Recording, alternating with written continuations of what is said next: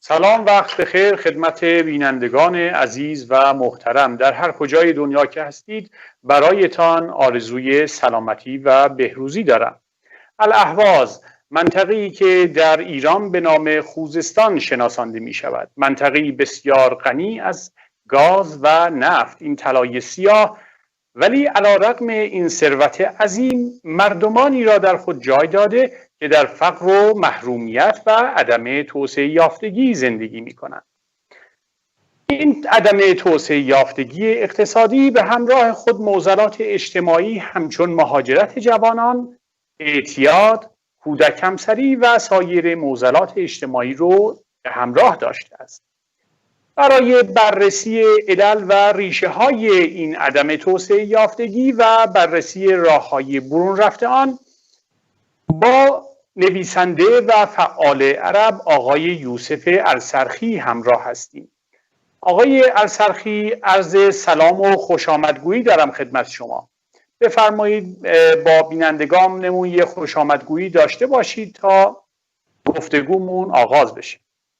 سلام خدمت شما آقای زمانی و بینندگان تلویزیون محترم.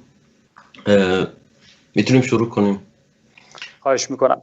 برای اینکه فتح بابی باشه برای بررسی عمیق‌تر ریشه های عدم توسعه یافتگی و بررسی راه های برون رفته این مسئله، ازتون خواهش میکنم یک مقداری در مورد مسائل اقتصادی، معضلات اجتماعی و سیاسی اون منطقه و ملت عرب برای ما توضیحاتی رو ارائه بفرمایید. برای رسیدن به یک تصویر واضح و مشخص از منطقه الاهواز، اقلیم عربستان، خوزستان یا الاهواز، حالا منطقه‌ای که تحت اسمای متعدد قرار میگیره، ما یک تاریخ مشخص داریم. حالا با برون رفت از این مسئله سیاسی، ما یک مسئله تاریخی مشخص و که نتایجش هنوز هم هست میتونیم ببینیم.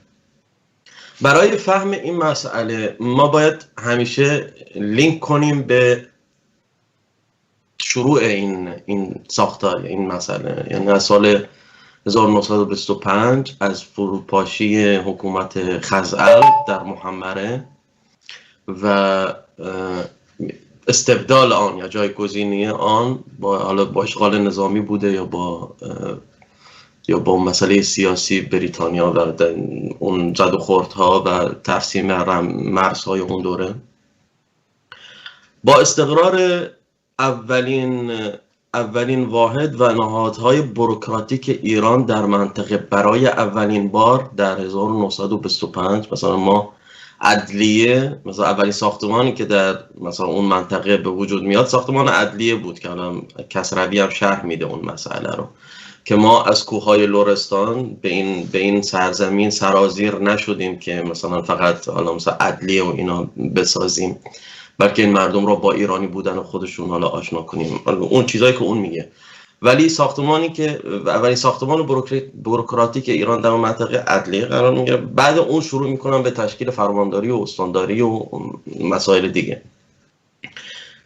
این نظام بوروکراتیک یا سیستم بوروکراتیک جدید که در منطقه شکل گرفت طبیعتاً دست عربا نبود. عربا نه فارسی میدونستن در اون دوره، با توجه به چیزی که مثلا خود ابوالحسن ابتهاج در سفرنامه‌اش به اون منطقه میگه که مثلا ما با مردمی مواجه شدیم که اصلا نمیدونن فارسی چیه و رادیوی مصر و عراق رو گوش میدن بیشتر. مردم عرب اصلا نه فارسی میدونستن، نه هیچ آشنایی از جامعه فارس یا جامعه ایران و نه هیچ ارتباط واقعی با منطقه مرکزی ایران داشتن. یعنی تا سال 1925 کوههای زاگرس صعب العبور بود، یعنی راههای وجود نداره که مردم میتونستن تردد کنن. مردم مثلا حتی خود درباریان و مثلا شخصیت‌های موجود در حکومت مرکزی در تهران تا سالها بعد 1925 برای سفر به محمره یا اهواز از راه دریایی از بندر عباس میومدن محمره و نه از طریق زاگرس. پس ارتباط چندانی نبوده با منطقه مرکزی ایران. یک حکومت، حالا حکومت محلی هم بوده در اون حکومت شیخ خزعل یا بر اقلیم عربستان. مردم اونا خودشونو در حیطه کشورهای عربی مانند عراق و کویت و اینا خودشونو عربستانی تعریف میکردن. تا امروز هم به ما میگن عرب. اتفاقا تا امروز در عراق و مصر و کل جهان عرب وقتی با یک اهوازی مواجه میشن بهش میگن عربستانی. و این صفتی هست و این صفت ملی ماست که تا حالا موجوده. پس ارتباط واقعی نبوده بین این مردم و با سرازیر شدن، به قول کسروی، با سرازیر شدن از کوههای زاگرس به این منطقه، اینا اولین کاری میکنن نظام عدلیه رو درست میکنن. عدلیه هم در واقع کارش در اولین روزها یا در اولین سالها جمع کردن شکایت بر علیه شیخ خزعل بوده. یعنی جای شکایت جمع میکرد از مردمی که مثلا شکایت داریم بر علیه شیخ خزعل، شما بیاین ما عدلیه میتونیم شکایت های شما رو بررسی کنیم. یعنی یه جور مشروعیت بخشی به خودشون بود در برابر حالا یک حاکم مثلا فئودال سنتی اون منطقه. این نظام بوروکراتیک رو اول قزاق‌های نظامی تأسیس میکنن در اهواز، در محمره، در فلاحیه، در خفاجیه که بعضیاشون هم کشته میشن از طریق مردم در اعتراضاتی، خاصتا بعد قضیه کشف حجاب بعضیاشون کشته میشن. پس بنا کننده و تأسیس کننده های این نهادها اول قزاق‌های نظامی بوده و تا به امروز ما میبینیم که این سازمان ها هنوز صفت نظامی خودشون رو حفظ کردن. یعنی ما در اهواز با یک نظام بوروکراتیک اجتماعی که بر اساس قرارداد اجتماعی بین مردم، بین شهروند و اون نظام و اون نهاد، ما نمیبینیم این وضعیت رو. ما میبینیم که هنوز صفت نظامی حتی خود مثلا اداره های دولت، سازمان آب و برق یا سازمان مثلا، میبینیم که هنوز شکل نظامی داره در تعامل با مردم.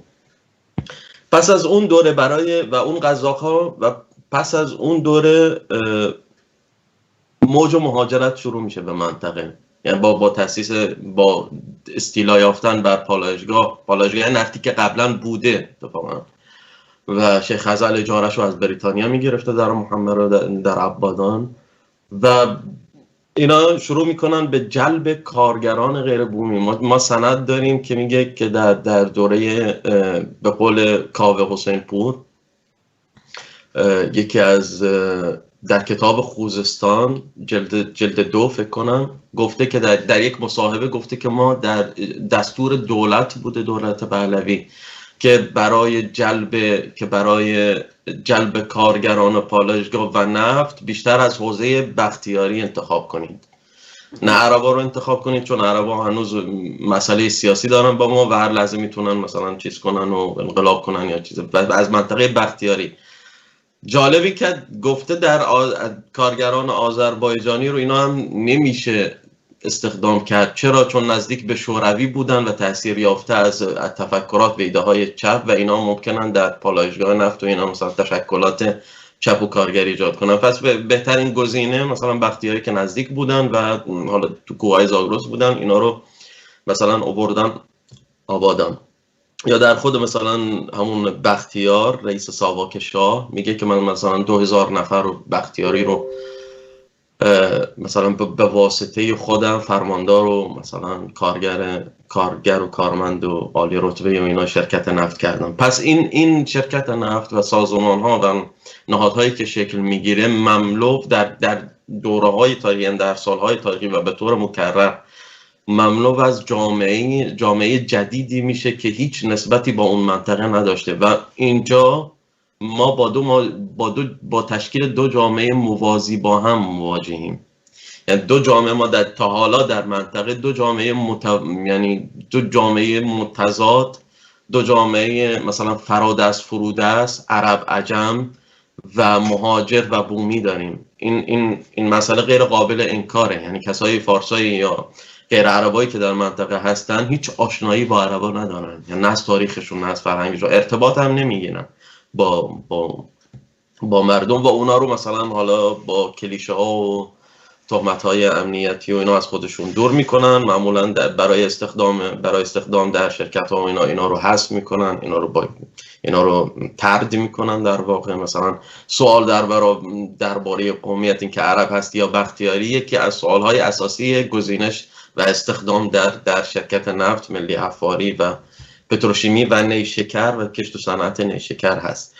پس ما دو جامعه متوازی از هم داریم. جامعه‌ای که کلاً از نهادها و سازمان‌های دولتی، پتروشیمی، نیشکر و دیگر صنایع دولتی که در منطقه شکل گرفت برآمد از طریق مهاجرت، و جامعه‌ای داریم که در این فرایند حذف شد، طرد شد و تا به الان کلیشه فقر و فرودستی مختص عربا شده در منطقه. در واقع شما عذر میخوام بین صحبتتون، در واقع شما ریشه های این معضل رو یک سیستم تبعیض سیستماتیک میدونید که از طریق حکومت های وقت، چه حکومت قبلی و چه رژیم فعلی، اعمال شده و باعث شده که یک تغییر در دموگرافی اون منطقه پدید بیاد. اما در مورد وضعیت فعلی بیشتر میخواستیم اطلاع داشته باشیم که شما در مورد ریشه های تاریخی این مسئله به خوبی توضیح دادید. وضعیت فعلی به چه شکل است؟ آیا آمار و ارقامی در مورد وضعیت اقتصادی و معضلات اجتماعی پیش آمده در الاهواز وجود دارد؟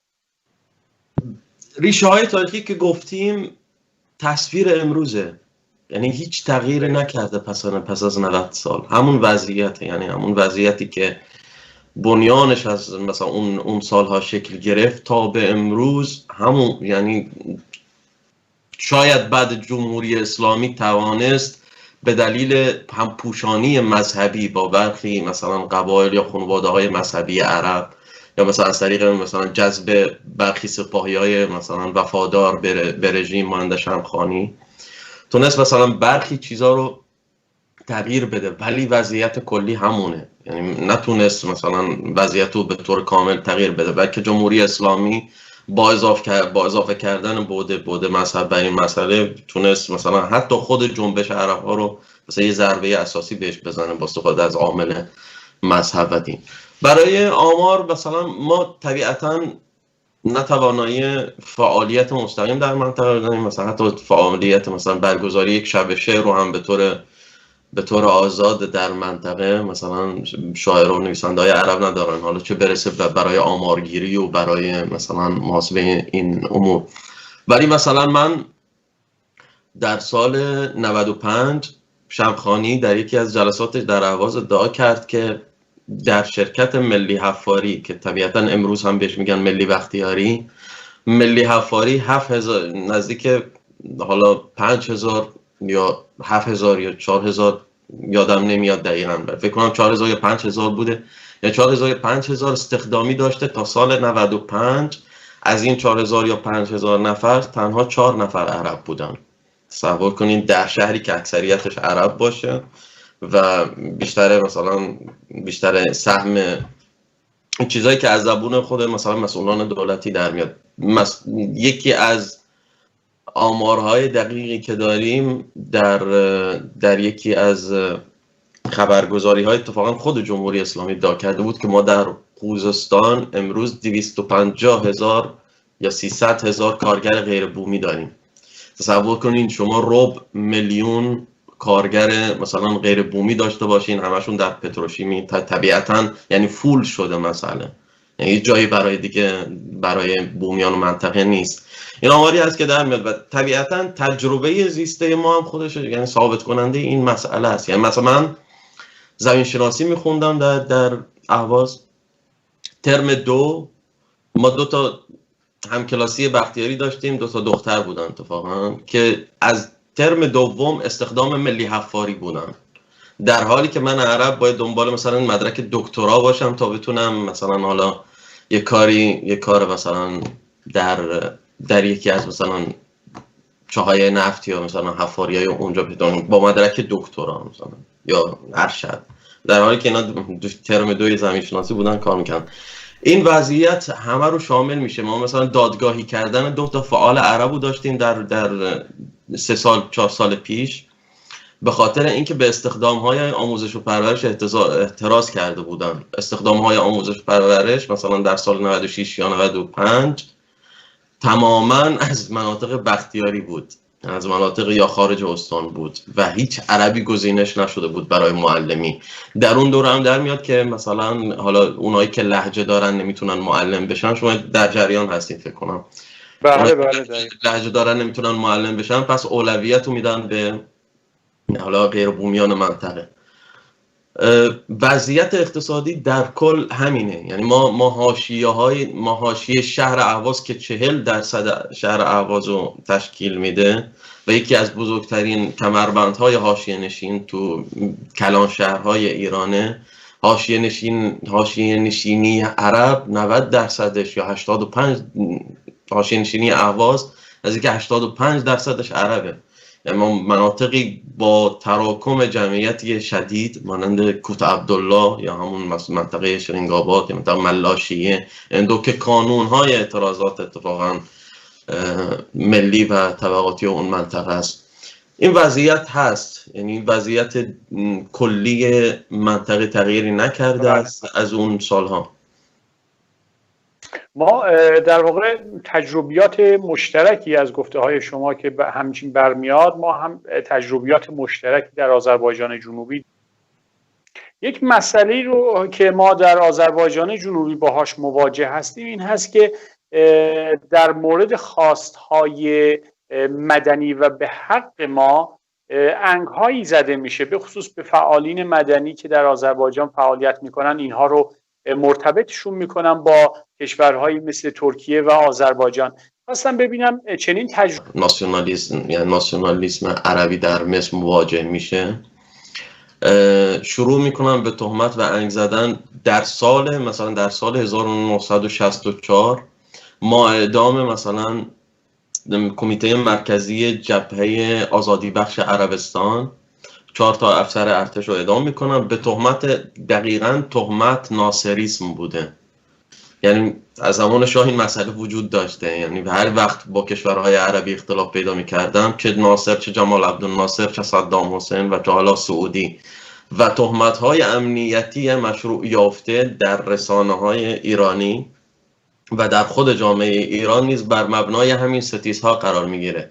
ناصریسم در دوره ناصر، بعثیسم در دوره صدام حسین که خیلی از فعالان عرب مدنی اعدام شدن، زندانی شدن و شکنجه شدن فقط با تهمت اینکه مثلا تو ایدهات مثلا بعثیه. چرا ایدهات بعثیه؟ چون من میگم محمره، چون صدام حسین میگفت محمره یا میگفت اهواز یا میگفت عبادان، تو هم بعثی هستی.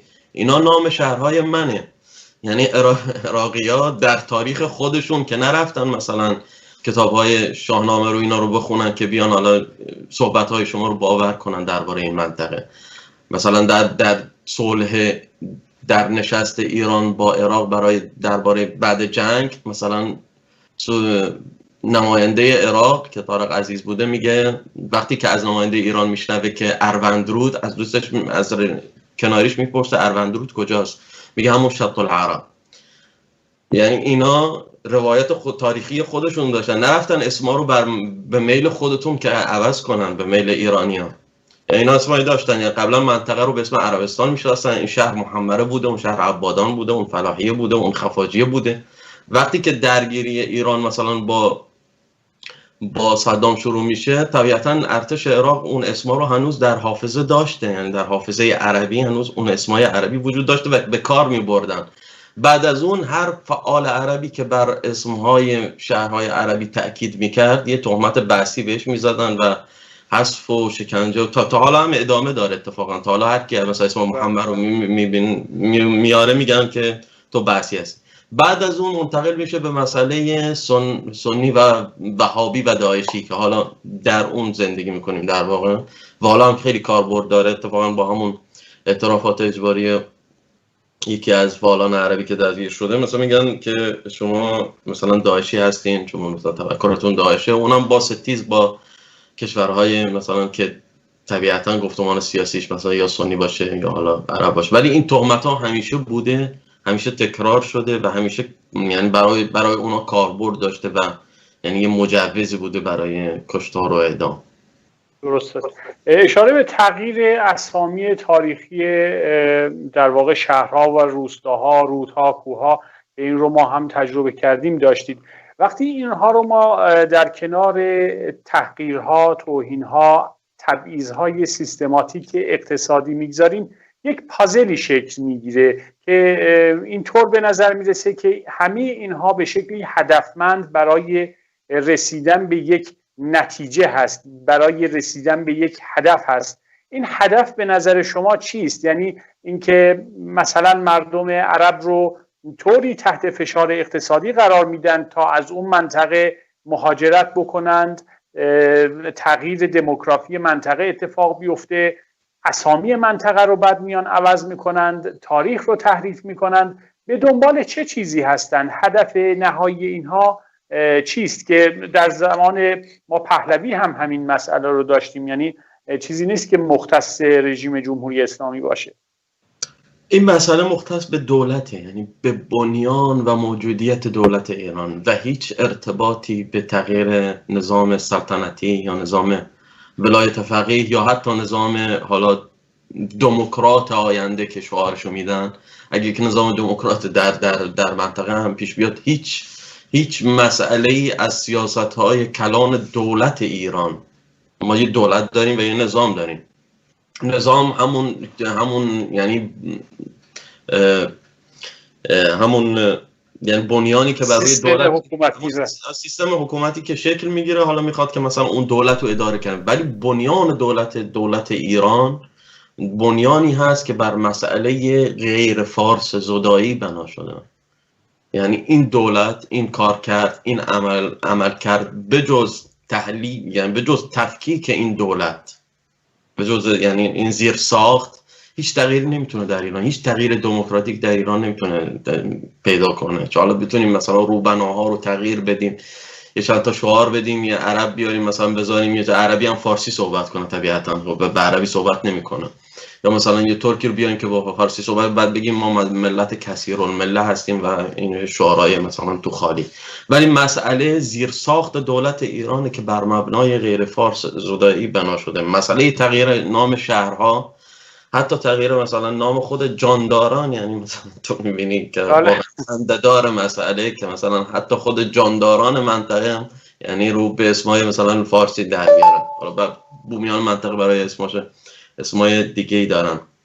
ولی این مسئله اینو نشون میده که عرب زدایی یا ترک زدایی یا بلوچ زدایی یا کرد زدایی، این مسئله بنیان دولت ایران رو تشکیل میده و در نهایت با اینکه خودش یک پروسه شکست خورده است، ولی با سلاح و با گلوله و با ارعاب و سرکوب و اعدام 90 سال پیش برده شد، ولی هیچ تأثیری نداشت به جز اینکه مثلا خود ایران رو در نظام‌های استبدادی فروتر کرد، بیشتر غوطه‌ور کرد در این مسئله.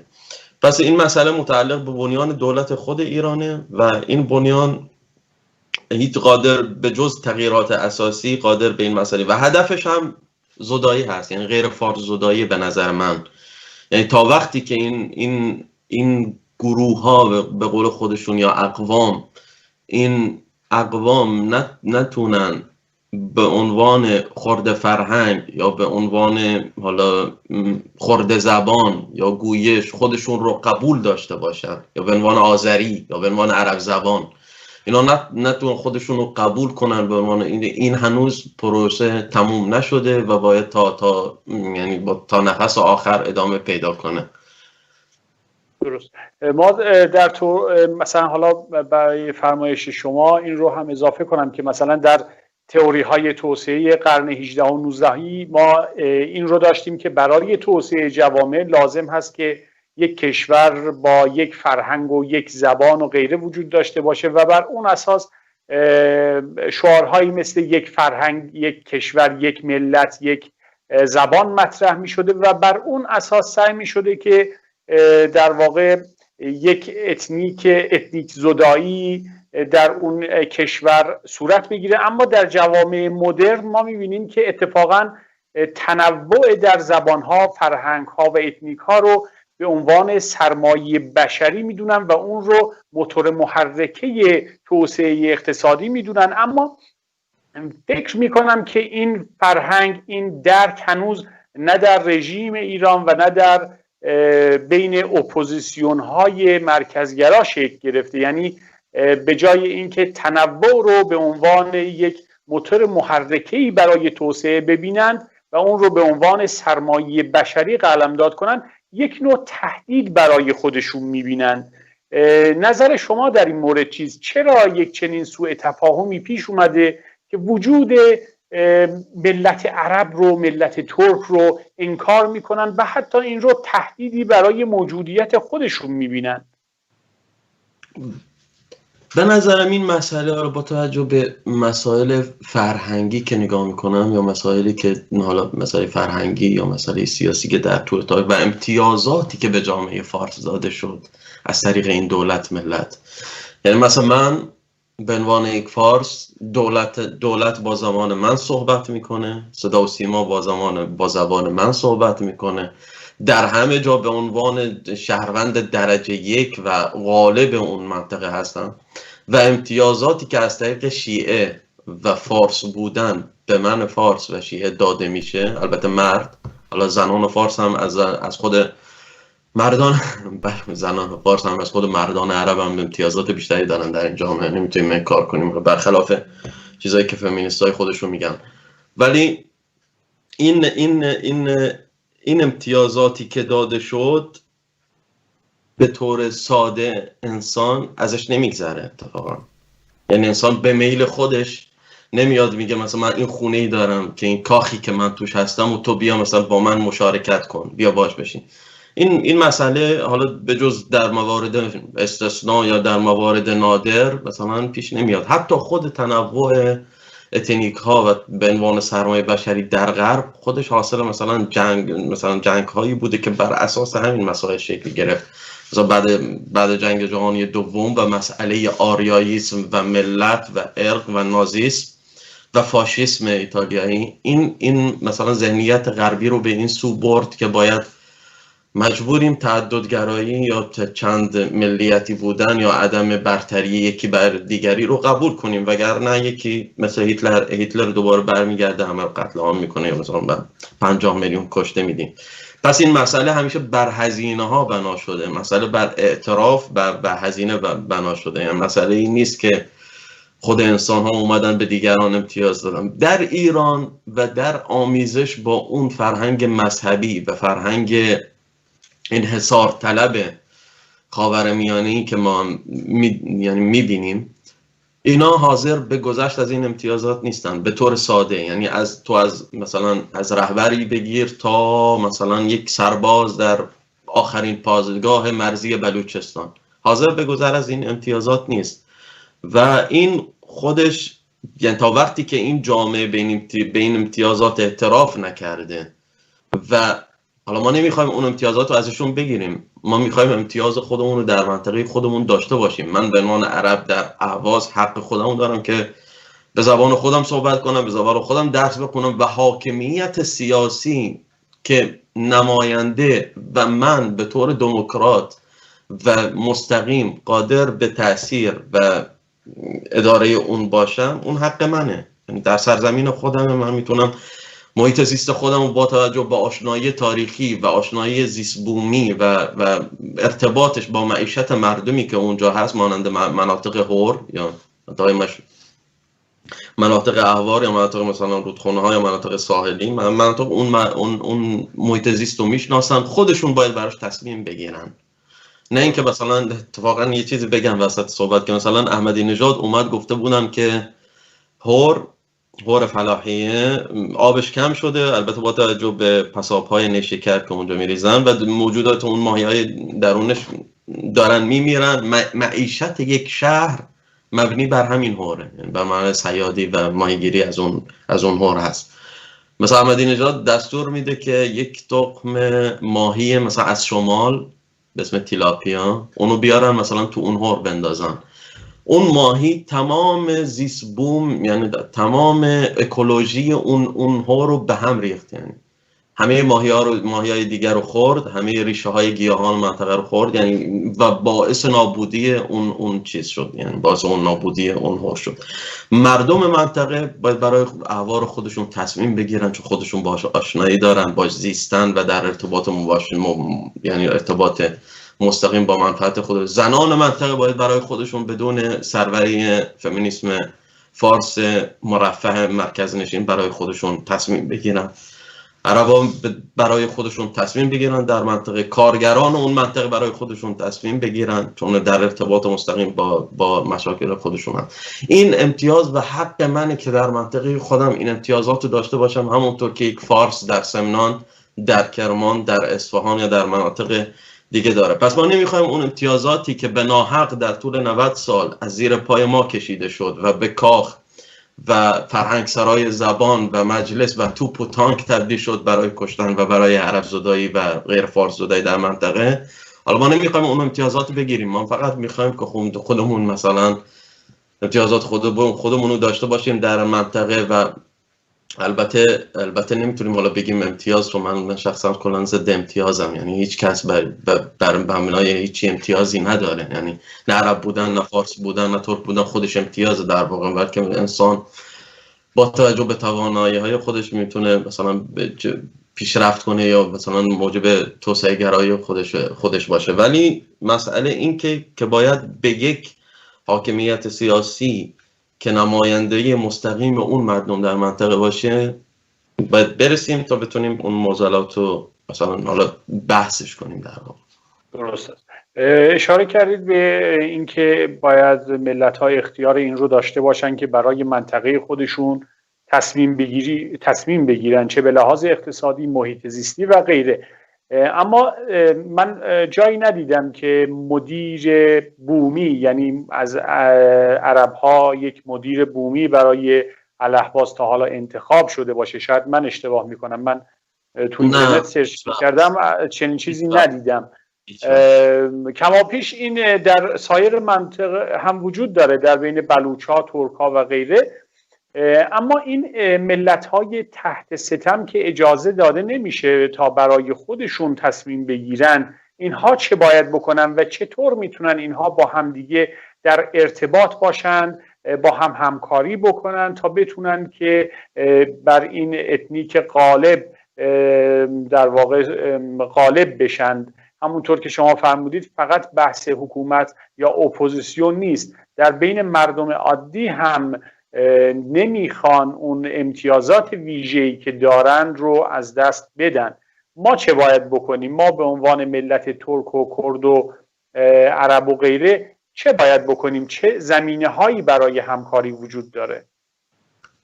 شما نگاه کنید که همین برنامه خودش همکاریه، یعنی همکاری مثلا بین یک فعال ترک با یک فعال عرب بر حسب اشتراکات ستم و اون تجربه زیسته مشترک که از ستم ملی داریم و جمع شدیم که اینجا صحبت کنیم و این برنامه خودش همکاریه. یعنی من صدای شما رو منعکس میکنم و شما صدای من منعکس میکنین و اتفاقا مسئله ستم ملی حالا با توجه به حالا شدت یا کاهش یا مثلا گوناگونی ستم، یا ستم مذهبی باشه بر مسئله مثلا کرد و بلوچ که مسئله سنی بازم اضافه میشه، یا مثلا عرب ها، یا مثلا مسئله نژادی بر ترک ها و عرب ها بیشتر متمرکز شده از نظر ستم ملی. ولی این مجموع ستم ها به جز در پیوند هم قرار داده شدن هیچ معنایی نداره. یعنی من عرب صحبت کنم یا اعتراض کنم بدون اینکه در پیوند با جامعه های دیگر بتونم این اعتراضات رو معنا بدم، گسترش بدم و تعمیق بدم، هیچ برون رفتی از این وضعیت نمیتونه داشته باشه. من به نظرم مسئله اولین قضیه که باید یعنی در باره اون بحث بشه مسئله استقلال از اپوزیسیون فارس. من اینو به صراحت میگم، همیشه هم گفتم مسئله اپوزیسیون فارس خودش با توجه به امتیازهایی که از بطن این دولت ملت قرار بیفته خودش اپوزیسیون شده. یعنی شما چرا اپوزیسیون جریان اصلی داریم؟ ما جریان اصلی چرا مثلا من عرب در رسیدن به غرب به عنوان یک فعال سیاسی و فعال فرهنگی که از مثلا از نوجوانی هم فعالیت داشتم، با فعال فارسی که تازه رسیده به اروپا و تازه آشنا شده با چیزی به اسم ستم در ایران و با در ارتباط اون جذب مثلا شبکه‌های BBC اینترنشنال بشه و مثلا من عرب بایکوت بشم، با اینکه تجربه‌ام از اون بیشتره و فهمم از مسئله با توجه به تجربه زیستم و شناختم از ستم در ایران خیلی بیشتر و خیلی طولانی تره. ولی چه چیزی اینا رو به جریان اصلی تبدیل میکنه و دیگران رو به جریان حاشیه؟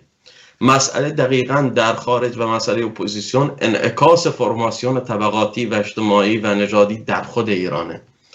پس این مسئله این که ما در ابتدا واحدهای فعال از ملیت‌های غیر فارس خودشون به طور مستقل فعالیت کنن و در ارتباط با اپوزیسیون جریان اصلی فارس، در واقع جریان اصلی ما نیستن که جریان اصلی فارس با آنها به طور مستقل ارتباط میتونیم ارتباط بگیریم، میتونیم با آنها بحث کنیم و به طور مستقل نه اونا حق باز تعریف مسئله من رو دارن، نه اونا حق مثلا باز تکرار تهمت ها و امنیت های رژیم و برآمد از دولت ایران رو بر من دارن و نه مسئله دیگه. یعنی باید قبول کنن اون چیزی که من میگم، من عرب از مسئله خودم و از تجربه زیسته خودم و تحلیل و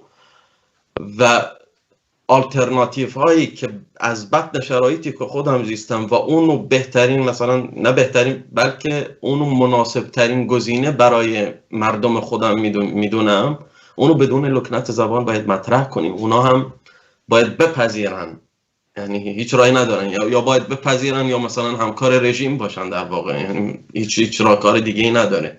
یعنی شما در وقتی که در قدرت نیستی و روایت من رو قبول نداری، یعنی در واقع میخوای به قدرت برسی منو سرکوب کنی، یعنی سلاح دستت باشه منو میکشی.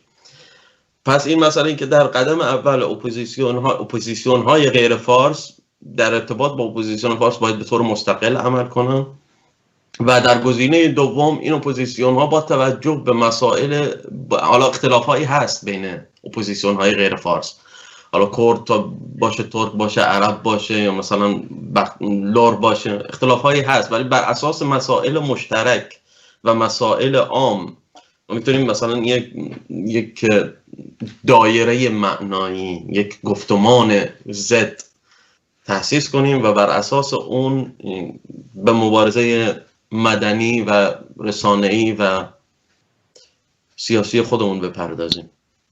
بله، البته فرمایشات شما رو وقتی آدم بررسی میکنه میبینه در واقع در حرکت ملی آذربایجان هم ما همین تجربه ها رو داریم، چه در مورد رژیم جمهوری اسلامی، چه در مورد سیاست های اتخاذی اپوزیسیون های مرکزگرا، و این نشون میده که به هر ترتیب یک تجربه مشترک و یک نیاز مشترک به همکاری وجود داره در این زمینه. من تشکر میکنم از حضور جناب عالی در این برنامه.